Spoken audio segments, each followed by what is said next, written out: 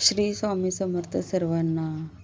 श्रावण महिना हा खूप पवित्र मानला जाणारा महिना आहे आणि याच महिन्यात आपल्याला रक्षाबंधन येत असतं आणि आज 28 ऑगस्टला आहे ही राखी पौर्णिमा आणि या दिवशी आपल्याला बहीण भावाला राखी बांधत असते बघा. आणि राखी बांधत असताना बहिणीला पण वाटत असते की माझ्या भावाचं सर्व काही चांगलं असावं, आरोग्य, सुख समृद्धी, ऐश्वर्य सर्व काही चांगलं असावं आणि भावाला पण वाटत असते की माझ्या बहिणीचं सर्व काही चांगलं असावं. याच्यासाठी आपल्याला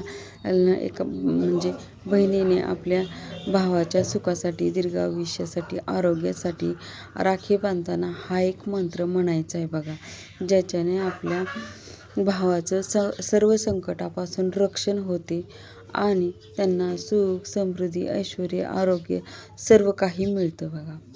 याच्यासाठी आपल्याला कोणता मंत्र म्हणावा?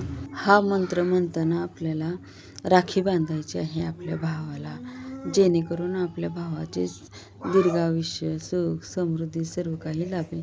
याच्यासाठी हा मंत्र कसा म्हणायचा आणि कोणत्या वेळेत म्हणायचा, सर्व काही डिटेल माहिती खाली दिलेल्या त्रिकोणावर दिलेली आहे. तरी सविस्तर माहिती या खाली दिलेल्या त्रिकोणावर आपण क्लिक करून बघू शकता. श्री स्वामी समर्थ.